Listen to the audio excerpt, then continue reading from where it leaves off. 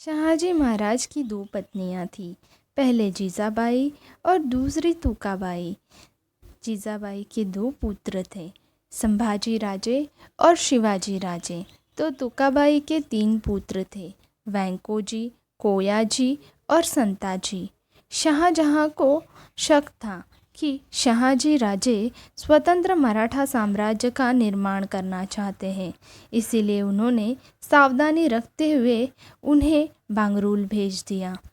तो बुद्धिमत्ता का इस्तेमाल करते हुए शहाजी राजे ने अपने पुत्र शिवाजी राजे को और अपनी पत्नी जीजाबाई को और अपने कई अन्य सरदार जैसे कि दादाजी कोंडदेव, बाजी पासलकर, रघुनाथ बल्लाल अत्रे, कान्होजी जेधे नाईक और सातारा के शिंदे और देशमुख, इन सबको शिवनेरी किले पर ही स्वतंत्र राज्य करने को कहा।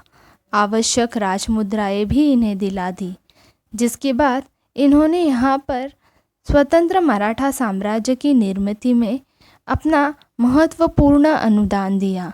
और शिवाजी महाराज देखते ही देखते कई लड़ाइयाँ जीतते हुए अपने मराठे साम्राज्य को बढ़ाने लगे, जिसके बाद शहाजी राजे और संभाजी राजे बांगरूल चले आए और उन्होंने यहाँ पर मौजूद कई बड़े राजाओं के साथ युद्ध किया। युद्ध में इन्हें हराने के बाद इन्हें दंड देने के बजाय उन्होंने वक्त आने पर इनसे मदद का आश्वासन प्राप्त कर लिया।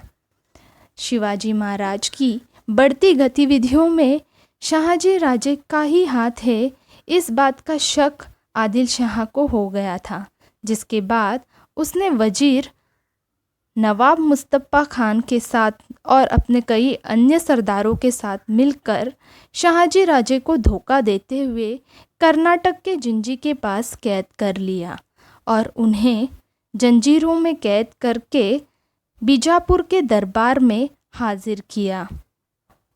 अपने पिता शहाजी राजे को कैद हुई है, ये बात सुनकर शिवाजी महाराज ने तुरंत ही दिल्ली के बादशाह शाहजहां को खत लिखा और उस खत में उन्होंने लिखा कि मैं और मेरे पिता आपकी चाकरी करना चाहते हैं, हमें सेवा का अवसर दे। इसके बदले शहाजी राजे को सम्मानपूर्वक छुड़वाया जाए। शाहजहां को शिवाजी महाराज की ये शर्त सही लगी, क्योंकि शहाजी महाराज ने कर्नाटक में सत्ता विस्तार करने में मुग़ल सल्तनत की मदद की थी। वे इतने महान योद्धा को खोना नहीं चाहते थे, इसलिए उन्होंने शहाजी महाराज को सम्मानपूर्वक आदिल शाह के कैद से छुड़वा लिया। और फिर इसके बाद शहाजी महाराज महाराष्ट्र लौट आए, जहां उन्होंने शिवनेरी में जीजाबाई और शिवाजी महाराज के साथ थोड़ा समय बिताया। यहाँ पर उन्होंने देखा कि शिवाजी महाराज ने उनके लगाए हुए छोटे से पौधे को वटवृक्ष में तब्दील कर दिया है, जिसे देखकर वे बड़े प्रसन्न हुए। फिर वो दोबारा कर्नाटक लौट आए। यहाँ पर होदगरी के जंगलों में वे शिकार पर गए, जहाँ पर पेड़ के तनों में उनका पैर फंसकर वे घोड़े पर से नीचे गिर गए और उनकी मृत्यु हो गई। जिसके बाद शिवाजी महाराज के सौतेले भाई वेंकोजी ने उनका अंतिम संस्कार किया और होदगिरी में ही उनकी समाधि बनाई।